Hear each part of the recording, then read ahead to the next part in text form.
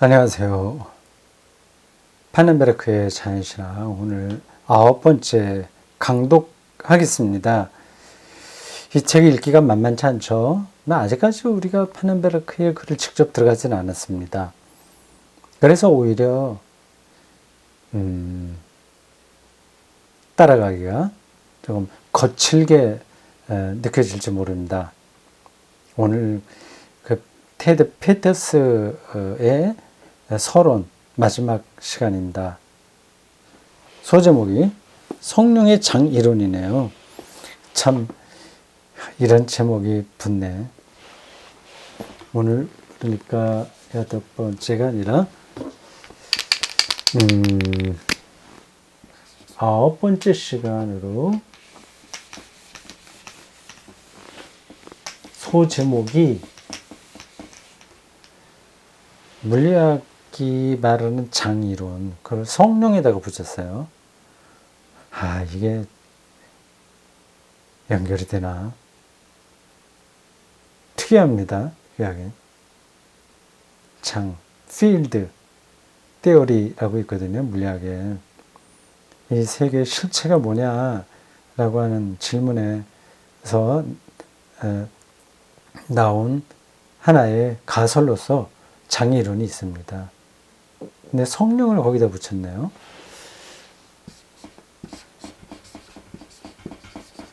성령의 필드 이론, 필드론, 장 이론이에요.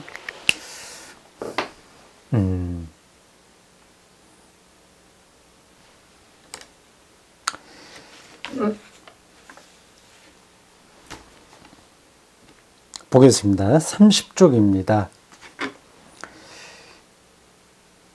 균이란 자연 법칙들과 반복되는 표현입니다. 자연 법칙은 균일해야 되잖아요.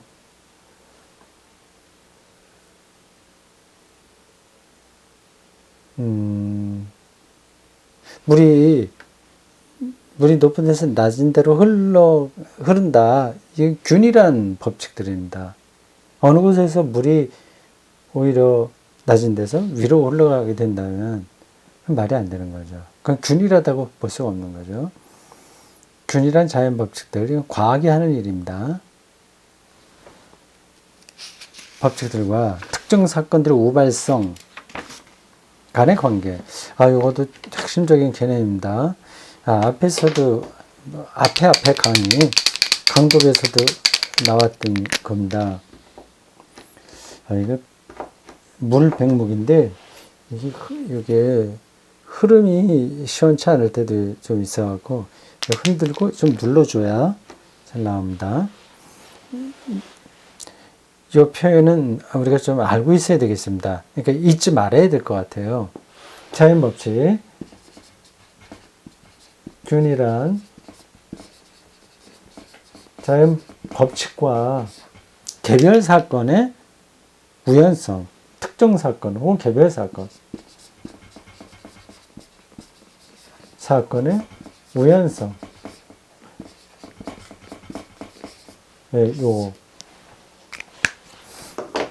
만약에 개별 사건, 특별 사건의 우연성이 없다면, 그럼 이제 과학이 균일한 자연 법칙을 통해서 세계를 완전히 해명할 수 있습니다. 그러면 창조의 하나님은 개입될 여지가 없는 거죠. 만약에 앞으로 그 과학이 그런 데까지 도달하게 된다면, 그렇게 주장하는 과학자들도 많이 있죠. 그러면 기독교는 끝장나지 않을까요?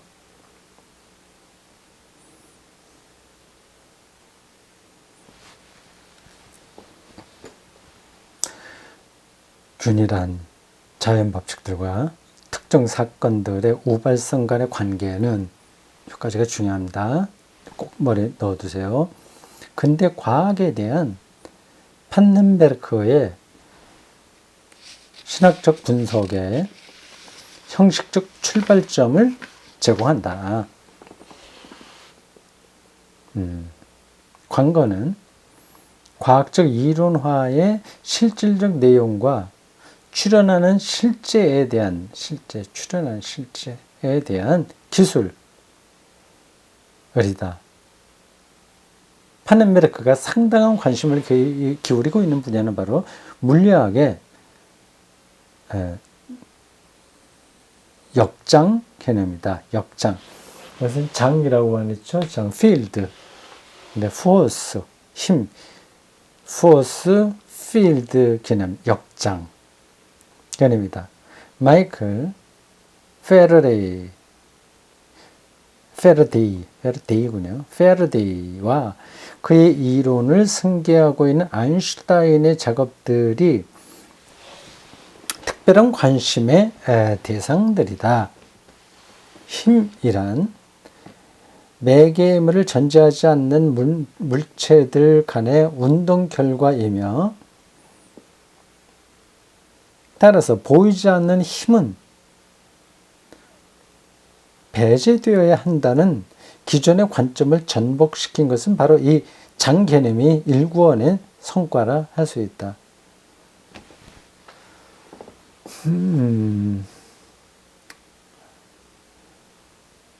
장 안에서 어떤 특별한 일이 벌어진다는 겁니다.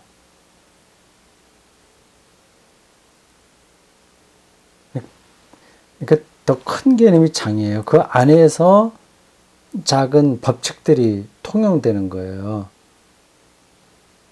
근데 그 장을 떠나게 되면 그 법칙들은 통용이 안 되죠.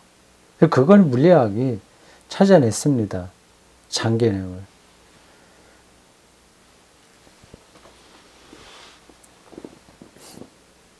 그래서 그 이전까지는 보이지 않는 힘은 그 신의 개입 이런 거 있을 수 없지. 다 이거는 기계적인 물리학 원칙에 따라서 세상은 돌아가는 거야.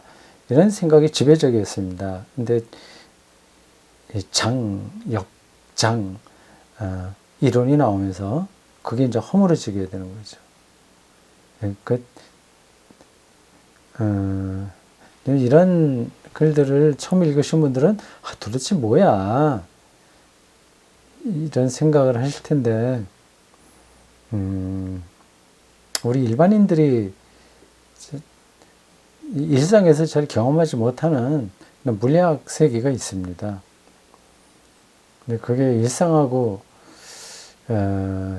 완전히 연관이 없는 건 아닌데, 우리가 경험하는 일상은 아주 장이 들어오기 전에 거기까지 가지 않고 작은 그 범주 안에서만 살기 때문에 그렇게 되는 겁니다.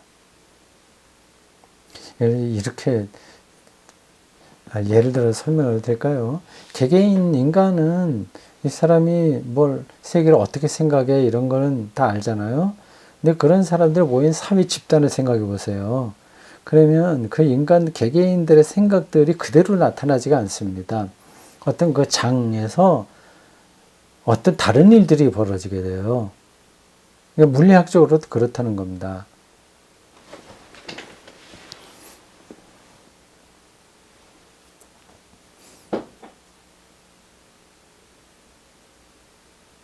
기존 개념과 대조되게 패러데이의 관점에서 물체는 역장의 현현이며, 그리고 하나의 역장은 물체에 선행하는 독립적 실제다. 물체와 질량은 2차적 현상들로서 장 내의 특정 위치와 시점에서 역동적인 힘이 응집된 것이다. 결국 이러한 의미에서 보자면 보이지 않는 힘은 가능하다고 볼 수 있는 것이다. 그러니까 물리학적으로도 보이지 않는 힘이 가능하다고 하는 사실이 증명됐다는 거죠.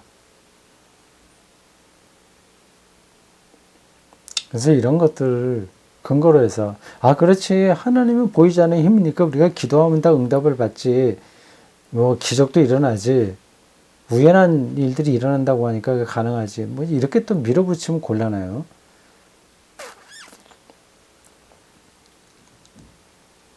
이 개념은 여러 가지 면에서 신학적으로 중요하다. 어떤 개념이요? 역장, force field. 첫째, 뉴턴 이후 힘을 운동하는 물체로 환원시켜 버림으로써 근대과학은 우주상으로부터 어떤 신적인 힘도 배제시키는 결과를 야기했다는 문제를 들 수 있다.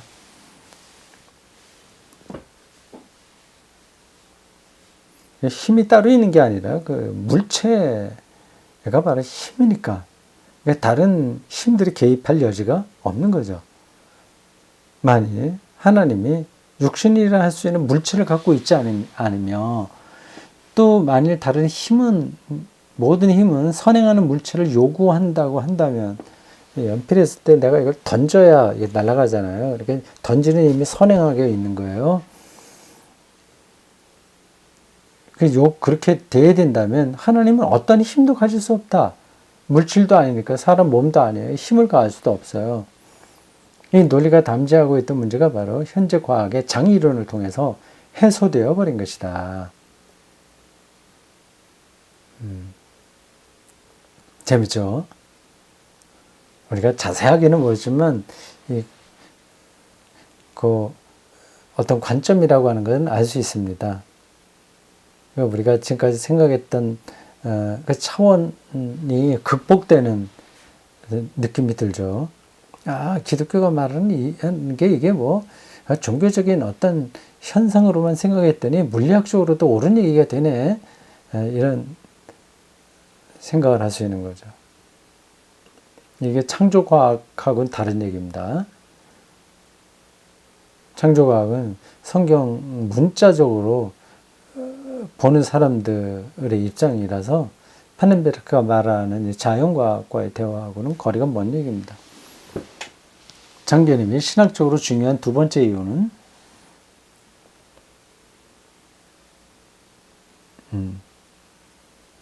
패러데이로부터 아인슈타인에 이르기까지 역동적인 장이론들은 부분들에 대한 전체 우위를 주장한다.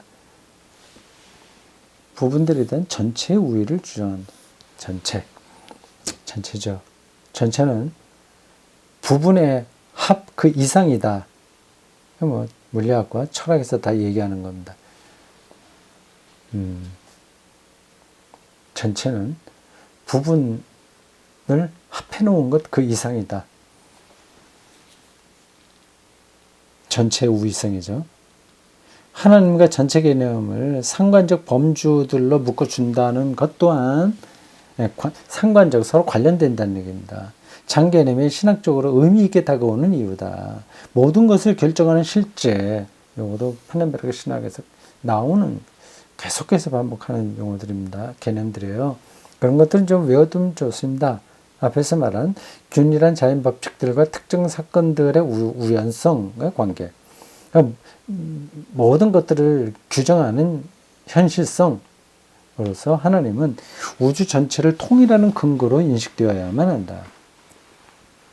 만일 그 신이 세계의 창조자와 구원자로 인식되어야 한다는 말이다. 신이 수여한 실제의 전체라는 개념이 근거예요.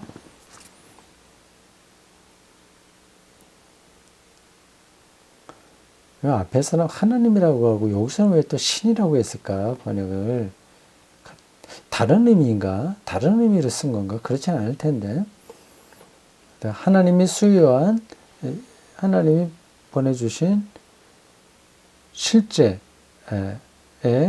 전체라는 개념에 근거하여 파넨베르크는 모든 우발적 단일 사건들 속에 하나님의 현존이 영향을 미친다는 개념을 설득력 있게 만들 수 있다고 믿고 있다.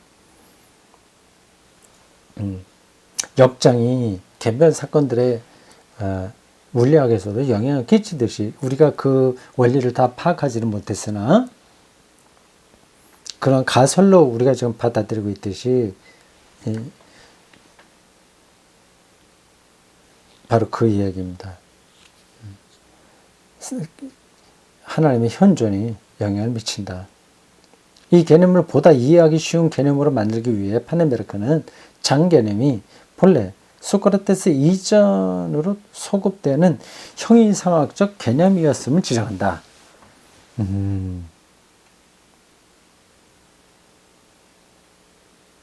스토아 학파가 주도적인 학문의 흐름으로 부각될 즈음 창, 필드는 신적인 영역, 디바인 스피릿, 즉 푸뉴마와 연합되었다. 푸노이마 이렇게 번역을 했는데 보통 우리가 푸뉴마라고 발음하죠. 푸뉴마. 헬라어 푸뉴마예요. 그 이제 헬라 철학에 쓰는 용어들입니다.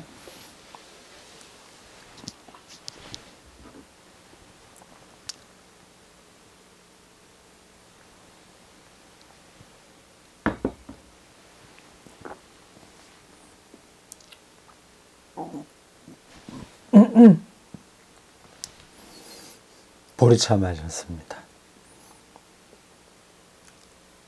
이는 결국 물리학의 장이론이 신학적으로 중요한 세 번째 이유를 제공한다. 세 번째 이유. 앞에서 두 번까지 다 얘기한 것 같은데 아직 전 머릿속에 정리가 안 됐네요. 세 번째 이유를 제공한다. 뭔가요? 장개념은 자연 세계 속에 활동하고 있는 신적인 하나님의 영을 인식하게 해주는 수단을 제공한다. 장개념이 참 중요하군요. 파넨베르크의 자연신학에서 말이죠. 우연성도 중요했고, 나아가 아마도 이 점은 파넨베르크가 제안하고 있는 개념적 가설이 담지한 가장 도전적인 측면이라고 생각되는데, 파넨베르크는 삼위일체적 삶 속에서 성령의 고유한 활동들을 기술하는데 이 역동적인 장 개념을 활용한다. 그의 말에 따르면 신성의 본질은 영이다. 바로 그 하나의 역동적 역장으로서 성령 때문에 역장, force field, 힘이 적용하는 field, 로서의 성령 때문에 성자는 성부로부터 올 수 있고, 그리고 성부와 성자, 양자는 사랑으로 함께 결속될 수 있다. 와, 이거 물리학과 신학이 이렇게 결합될 수 있네요. 장개념을 근거로 해서. 하여튼 우리가 파넨베르크 자연신학을 다 이해하든 하지 못하든, 동의하든 하지 않든지 우리의 생각을 열어 제쳐준다는 것은 분명합니다. 성령의 장, 역장으로서의 성령, 그런 단어만 들어도 뭔가 확 느낌이 오지 않습니까?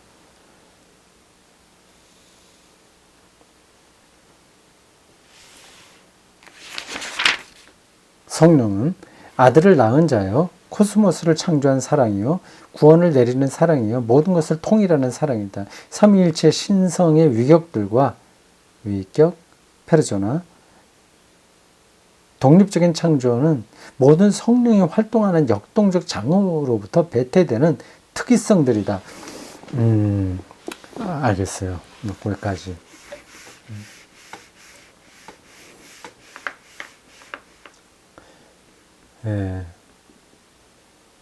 이 파넨베르크의 자연신학 시도가 어느 정도 성공하는지 아닌지 저는 잘 모르겠습니다만 의미심장하네요. 또 꼭 필요할 것 같습니다. 과학적으로 설명이 가능하지 않은 주장들은 살아남을 수가 없습니다. 특히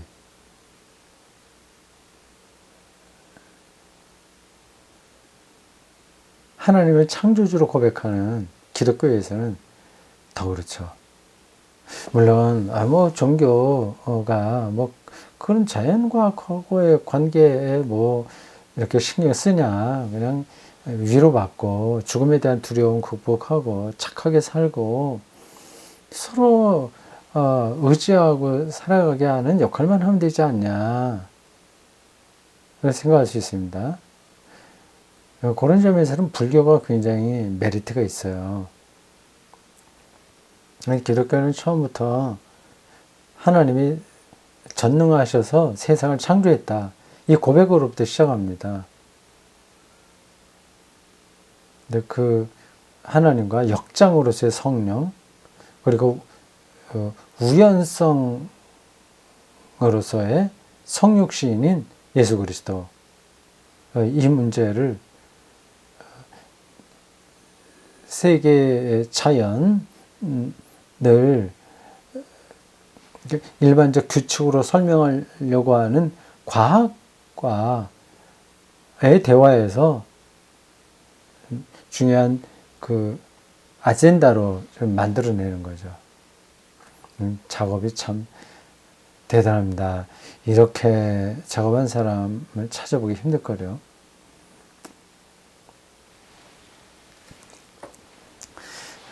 그래서 그런지 따라가기 쉽지 않습니다. 이분의 책을 직접 읽으면 좀 더, 그건 좀 진도가 천천히 나갈 테니까 좀 나을지도 모르죠. 파네메르크는 두 언어 이론의 수호신들이 여기 나오잖아요. 감히 넘어가기를 두려워했던 곳으로 돌진해 들어간다. 맞아요. 제가 그런 느낌을 받았다니까요. 이 문제 읽기 전에 앞에 것만 읽고 와, 이 사람이 정말 대단한 작업을 했네. 이게 어느 정도 성과를 거둘지 모르겠으나 그런 말 하지 않습니까? 그 뜻이죠. 두 언어 이론, 신학 언어와 이 과학 언어가 물론 다릅니다. 근데 거기에 담이 딱 막혀 있었는데, 그걸 넘어가는 건 정말 두려운 일인데, 거기에 돌진해 들어간다. 그는, 영은, 역장과 같다고는 말하지 않는다. force field와 같다고는 말하지 않는다. 성령을. 그는 영은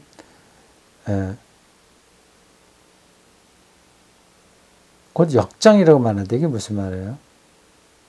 다시, 그는 영은 역장과 같은 것이라고 말하진 않는데, 그는 영은 곧 역장이라고 그러니까 영은, 성령은 역장과 같은 건 아니지만 그는 역장으로 나타난다. 그렇죠. 그러니까 사랑이 하나님은 아니지만 하나님은 사랑으로 나타난다. 그거하고 비슷한 표현이네요. 이와 같은 파네메르크의 말은 무모할만큼 직접적이고 문자적이라고 생각될 수도 있을 것이다. 물론 그의 학문적 용기를 칭찬할 수도 있겠지만, 그런 어쨌든 이 주장은 적어도 확증이나 반증이 이루어질 동안은 한해 가설로 유지될 필요가 있을 것이다. 그렇죠. 정통 신학자들에게도 좀 위험하게 들릴 수 있는 주장들입니다. 성령과 역장과를 이렇게 연결시켜서 생각한다는 거 말이죠. 아직은 가설로 유지될 필요가 있을 것이다만, 모든 신학은 다 가설로부터 시작했으니까요. 그건 큰 문제가 되지 않습니다. 과학 사가들은 신학적 주장들이 과학이라는 이름에 배를 타고 망망대해를 부유하려고 할 때 수반되는 위험성들을 즉각 지적한다. 왜냐하면 지적인 풍토는 갑작스럽게 변할 수도 있기 때문이다. 무슨 말이야? 넘어갑시다. 새로운 발견들과 새로운 이론들은 주기적으로 변화의 바람을 채찍질하고, 새로운 사고의 물결들이 이전의 과학적 정설로 간주되던 개념들을 거듭 덮쳐 침몰시킨다는 것은 역사적 교훈이다. 이건 과학 역사에서 많이 일어났던 것들입니다. 천동설에서 지동설, 맞죠? 온 거, 그런 것들이요. 얼마나 오랫동안 장이론은 그 대회를 유유히 떠다닐 수 있을까? 장이론. 다른 이론도 있습니다. 이 우주의 실체가 뭐야 하는 것을 설명하려고 하는 가설들이죠. 만약 어느 날인가 그 이론이 가라앉는 운명을 맞게 된다면, 장이론은 별 근거 없어 확실하게 된다면, 그러면 그와 더불어 파넨베르크의 영의 신학도 같이 침몰할 것인가. 그렇게 테드 피터스가 걱정해주고 있군요. 걱정만 합니다. 하도 이게 모험적인 시도라서 그렇습니다. 근데 파넨베르크가 그렇게 무모한 사람 아니에요. 그리고 또 변화를 무조건 좋아하는 사람도 아니고 굉장히 보수적인 사람입니다. 맨헨 대학교에서 평생 교수 생활을 했죠. 젊었을 때 다른 데 잠깐 있다가 맨헨에 가서 계속 살았는데, 그 맨헨이 원래 보수적인 도시입니다. 그리고 파넨베르크가 예수의 부활은 역사적 사실이다, 이렇게 얘기해서 완전 근본주의자네, 그런 말도 듣긴 했습니다. 그래서 무모하게 일부러 유행을 타듯이 신학을 해보려고 하는 사람은 절대 아닙니다.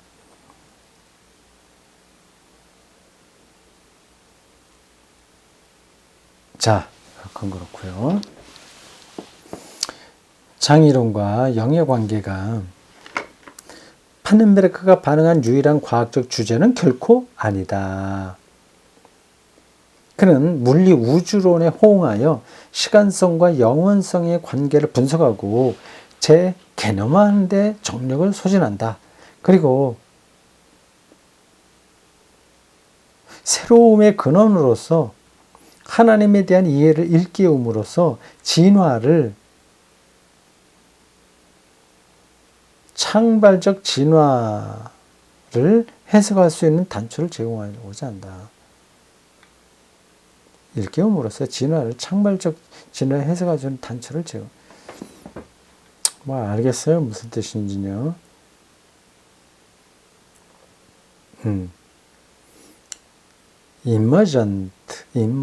이머전트를 창발적이라고 번역했군요. 모르겠어요. 이상의 것들이 파넨베르크가 자신의 방법론을 통해 우리에게 제시하는 신학적 방향성을 보여주는 것들이다. 자연 신학의 곧 차원에서 그렇습니다. 파넨베르크의 모든 신학을 지금 서론적으로 말한 게 아니에요. 그가 보여주려고 혼신의 힘을 기울이고 있는 것은 바로 이 자연세계가 오직 성서의 하나님의 피조물로 이해될 경우에만 우리는 기독교적 신앙의 진리 주장들을 검증할 수 있다는 것이다. 그게 안 된다면 그 기독교 신앙은 토대를 잃어버리게 되는 거죠. 하나님이 창조주도 아니야. 그러면 하나님이 창조주라고 하는 걸 전제하고 시작된 모든 신학의 내용들은 거품이 되는 거죠. 오직 이 전제 하에서만 우리는 예수 그리스도의 역사적 사건이 구원론적으로 유효하고, 그리고 하나님 나라의 종말론적 완성에 대한 희망의 근거를 품을 수 있음을 긍정적으로 가정할 수 있는 것이다. 바로 이 주장은 기독교 신학자들로 하여금 우리가 살고 있는 자연세계를 이해하려고 노력하는 과학자들과의 대화를 추구하도록 강하게 권면한다. 이런 시도가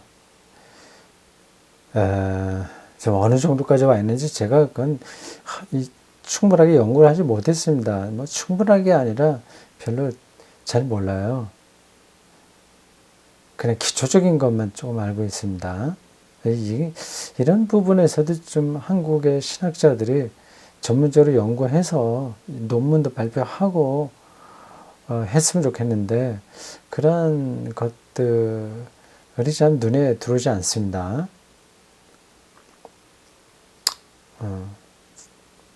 좀 미안한 말이지만 유럽과 구미 그 정통 신학자들에 비해서 우리의 수준이 꽤 떨어진다. 그건 인정해야 될 겁니다. 그럼 어쩔 수 없죠. 태권도도 외국에서 많이 배우긴 하는데, 이거 우리나라가 압도적이잖아요. 비슷한 거라고 할 수 있겠죠. 그래도 한국교회가 세계에서 내로라 정도로 성장했는데, 신학은 참, 좀 먼 것 같습니다. 언젠가 제가 좀 말씀드렸듯이 한국교회가 해외 선교사들을 보내는 데에는 돈을 많이 쓰는데 물 쓰듯이 하죠. 근데 신학자를 키우는 데는 인색합니다. 선교사들 파송하는 것에 한 10분의 1만 신학자들과 그 번역자들 다 포함해서요. 거기에 투자를 하면 한국 미래에 훨씬 더 도움이 될 것 같은데 그렇게 하질 않습니다. 그러나 저는 지금 코로나19 사태가 와서 선교사 활동들도 정말 위축되어 있을 것 같아요. 조금 안 됐습니다. 그분들이 지금 전 세계적으로 이렇게 돼 있으니까 어디 가서 마음대로 활동하겠습니까? 원주민들 모아놓고 어떻게 예배 드린다거나 성경 공부한다거나 또 이런저런 선교 활동을 하기가 어렵지 않겠습니까? 그리고 한국에서 지원도 좀 많이 위축됐을 거고 말이죠. 그건 할 수 없고 우리가 감당해야 될 부분들입니다. 여기까지가 편집자의 서문이었습니다. 처음에 읽을 때는 이거 괜히 읽기 시작했네. 이 편집자의 서문을 확 뛰어넘어서 그냥 파네메르크의 글을 읽을 거라는 생각도 좀 들었는데 다 읽어보니까 좀 필요했습니다. 저도 좀 많은 거를 생각할 수 있는 시간이었습니다. 테드 피터스라고 되어 있고요. 그 이름이 태평양 루터교 신학교, 이게 어디 있는지는 모르겠습니다. 태평양 루터교 신학교, 캘리포니아 버클리 신학대학원 연합 신학과 과학센터에서 거기서 활동하는 학자인 것 같아요. 갈릴레오 탄신 329주년인 1993년 2월 15일. 이거 이제 오래전에 썼군요. 이때 1993년이라고 한다면 파넨메르크가 한창 왕성한 신학 활동을 할 때입니다. 글도 많이 쓰고요. 조직 신학을 그때 다 완료되진 않고 한 1권은 다 마쳤을 때인데 가장 신학적으로 절정에 있을 때 그 시절입니다. 자, 오늘 여기까지 하겠습니다.